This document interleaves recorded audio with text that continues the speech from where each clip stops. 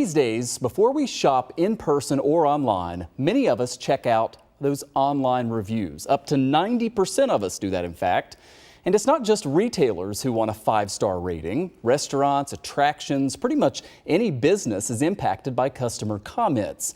But a lot of those reviews, it turns out, are fake. Now, we don't know exactly how many of them are fake, but there's a report from Fake Spot, which looked at Amazon, Walmart, Best Buy, eBay, Sephora, and Shopify sites, and found more than 30% of the reviews were fraudulent. Other estimates are as high as 40% of reviews being fake. Now, the Federal Trade Commission is now proposing new rules to ban fake reviews and testimonials. How would it work, though? What would be the impact on you and your family? 2 on your side's Dave McKinley did some digging. If you find yourself reading reviews before purchasing goods and services, you are not alone. A recent study by Uberall and the Transparency Company found that 90% of us do this. If that's the case, you can see how tempting it might be for businesses to ensure they get glowing reviews or even take steps to keep bad ones to a minimum.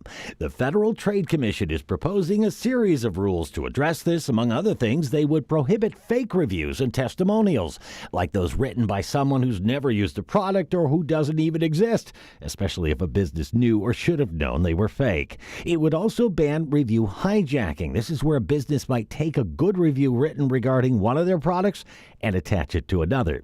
Businesses would also be prohibited from paying someone who agrees to write a review expressing a particular sentiment, either positive for their product or negative against a competing one. The proposed rules would also prohibit a company's officers and managers from writing reviews or testimonials of its products or services without clearly disclosing their relationships. So it gives the federal government a chance to go after deceptive business practices that are being sold in the marketplace. Company-controlled review websites would also be banned. These are sites claiming to offer independent reviews, but which actually are run by the company offering the product or service, and businesses would be prohibited from using unjustified legal threats or other intimidation to prevent or remove a negative consumer review, and from misrepresenting that the reviews on its website represent all reviews submitted if the negative ones have been removed.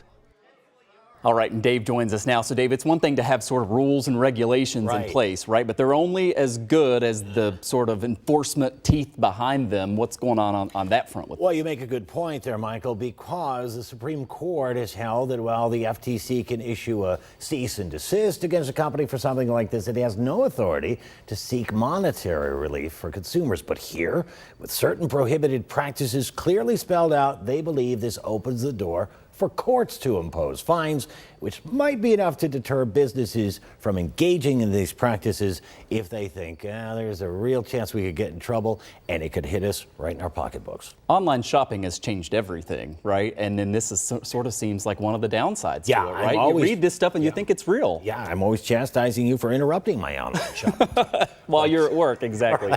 Dave, thank you. Okay.